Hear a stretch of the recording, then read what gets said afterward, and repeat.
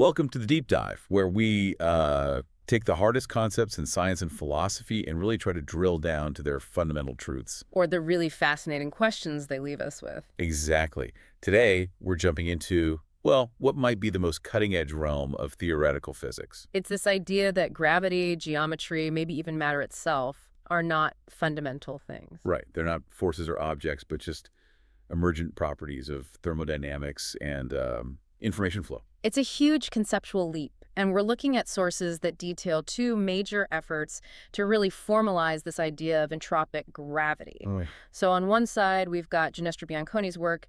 You often see it summarized as gravity from entropy. It's highly elegant, and it's built on very established informational principles. And on the other side of that, we're comparing it to a much more sweeping, unified approach. It's known as the theory of entropicity, or ToE, formulated by John Obidi. And both rely heavily on the concept of entropy. But they disagree, and pretty dramatically, on what reality actually is. So our mission today, really, is to get to the bottom of that disagreement. We need to unpack the philosophical and the mathematical divergence between these two frameworks. And specifically, we want to understand the exact mechanism by which Bianconi's theory is shown to be a kind of restricted limit. A special case, yeah. A near equilibrium version, inside the much broader structure of the theory of entropicity.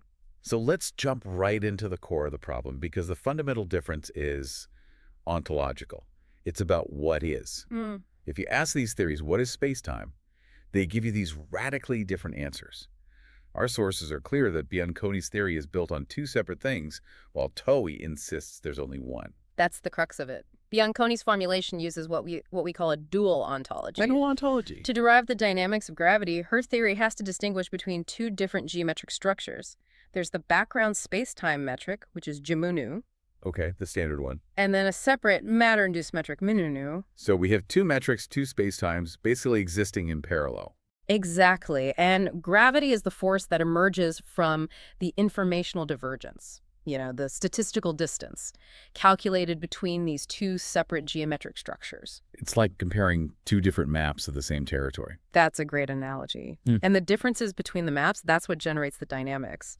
So how does the theory of entropicity counter that dual structure? ToE is much more radical. It commits to what it calls a unitary entropic ontology. Just one thing. Just one thing. It posits a single, all-encompassing fundamental field, and that's the entropic field, S of x. In this view, there's no separate background space-time, no separate matter geometry. So all of it.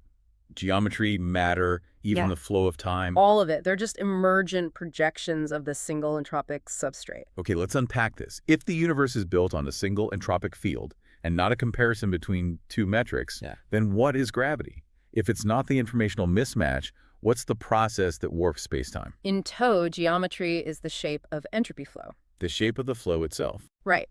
Curvature and gravity are the direct geometric shadows cast by entropy gradients, by how that field S of x changes across space. So the gravitational field equations, the Jimunu that define curvature. They are directly linked to the second derivatives of the entropy field. We can kind of sketch that relationship as Jimunu. Yeah. Well, it comes from the double gradient of S. So gravity is just what we see when energy and information are trying to reach maximal entropy. It's the visible manifestation of that cosmic process, Okay, so that really draws a clear line in the sand then.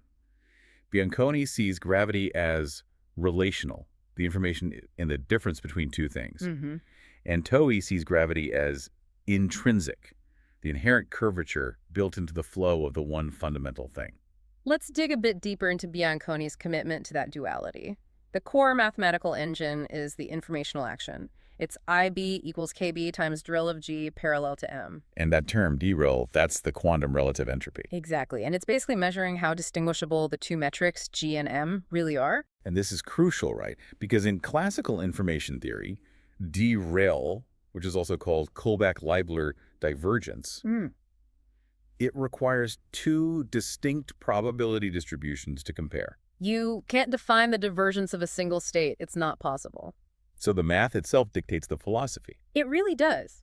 Because the machinery of relative entropy needs a reference state, that's Jimunu, and a perturbed state, Munu. Bianconi's theory is just forced to include two distinct informational spacetimes existing at the same time. Which leads to what our sources call Bianconi's paradox. Right. If the background metric Gi mu nu is an informational baseline that matter doesn't physically deform, Yeah. and nu mu nu is this parallel informational geometry, Right. then the interaction isn't physical bending like in Newton or Einstein. No, it's not. It's pure informational comparison. And that comes with a heavy ontological cost. It does, because if the physical interaction is just calculating d-rel, then you have to ask what's actually real. Is it the geometric substance? Is it the matter? Or is reality the relation itself, the informational divergence? Bianconi's framework really struggles with that dualism. Okay, so if Bianconi's theory pays that ontological price, how does ToE manage to get the two metrics it needs for the comparison while still saying there's only one fundamental field, S of x? It's clever. ToE internalizes the comparison. The two metrics Bianconi needs aren't separate realities. They're just different views of the same thing. Exactly. There are two different mathematical projections of the same unitary entropic field, S of x, just viewed through different lenses. Help us understand those lenses. What are these projections conceptually? Okay, imagine the entropic field S of x is like a vast vibrating membrane. When we look at the standard large-scale geometry that obeys general relativity, that's Gi mu nu. Right. In ToE, Gi mu nu is recovered as what's called the Levi-Civita slice of the Fischer-Rao metric, which is the natural geometry of statistical space. Induced by the entropy gradients. Let's pause there because that sounds really important. The Levi-Civita connection is essential for general relativity. It's what guarantees local conservation laws. So by showing Gi mu nu comes from the Fischer-Rao metric, ToE is immediately linking the geometry of statistics to the geometry of local physics. Precisely. It's an incredibly powerful unification. And then the second metric, mu nu, is just the deformation of that same underlying entropy geometry. When matter is present. When matter excitations, these localized pockets of information are present. It's the difference between the geometry of the relaxed membrane and the geometry of the membrane when you put a weight on it. So the geometry is one thing, but the comparison is between its equilibrium state and its excited state. Yes, and this is why ToE recovers Bianconi's relative entropy functional so cleanly. ToE shows that the informational comparison that d-rel needs is internal to the field S of x itself. It's just measuring the deviation of the actual entropy configuration, S, from the system's equilibrium configuration, SEQ. And mathematically, you see that because d-rel is recovered as a quadratic approximation of this deviation. It's something like d-rel is approximately 1 over 2 KIB times the integral of S minus SEQ squared. And the significance of that quadratic approximation is that it shows Bianconi's entire framework only describes what happens when the universe is operating close to equilibrium. When the entropy differences are small. Exactly, when the geometry is only slightly perturbed. So the implication then is that ToE fully embeds these foundational structures. General relativity's local physics and information geometry's statistical measures, all within the universal dynamics of this single entropic field. And that's why Bianconi's work, for all its elegance, is classified as a special case. The restricted regime of ToE. Yes. It's really only valid in that near equilibrium weak gradient limit where the informational geometry and the dynamics are time-symmetric. Time-symmetric dynamics, meaning the process looks the same forwards and backwards in time. But real thermodynamics and life itself are fundamentally time asymmetric. They're driven by irreversible entropy flux. So if Bianconi's theory is stuck in that time-symmetric limit, what happens when ToE opens the door to irreversible dynamics? Well, that's where the true generalization happens. ToE naturally includes irreversible dynamics, where SR is not zero, and that allows it to describe phenomena far from equilibrium. Like the emergence of complex structures. But critically, the continuous expansion of the universe. And this is where it gets really interesting. This brings us to the cosmological implications. Let's talk about the cosmological constant, lambda, which represents the dark energy driving accelerated expansion. How do these two entropy-based theories explain it? Well, Bianconi's theory does generate a small positive lambda, but it needs to introduce an auxiliary constraint field, a G field, to enforce the entropy flux conditions. Lambda emerges as a consequence of those constraints. So it's emergent, but maybe a little shoehorned in. You could say that. ToE, on the other hand, derives lambda rigorously and fundamentally from the entropic field itself. It defines the entropic cosmological constant, lambda, as the coarse-grained variance of entropy gradients across cosmological domains. Wait. So lambda ent is equal to the average of the gradient of squared. That's the one. Lambda equals the average of del S squared. So the cosmological constant, what we perceive as dark energy, is literally the measure of how much the entropy flow varies across vast regions of space. Yes. The cosmological constant is the background roughness or texture of the entropic field itself, and this provides a natural physical explanation for dark energy without needing any ad hoc fields or fine-tuning. It's a self-consistent outcome of the universe trying to maximize entropy. Exactly. That structural difference is incredible. Mm. Okay, let's pivot to the math of ToE, specifically its field equations. Our sources point out that ToE's equations are fundamentally recursive, which is not like the closed-form solutions we look for in general relativity. This is arguably the most radical mathematical shift. Einstein's equations, you can plug in a matter distribution and solve for the geometry directly. Right. But ToE's fundamental equation, which is box S minus V prime of S plus J of S equals 0, is recursive. That source term, J, which defines the interaction, it's a functional of the solution S itself. Meaning the source depends on the state of the field, which then defines the source. Yeah. It's a continuous feedback loop. It is. You can't solve for S in one go. You have to compute iteratively.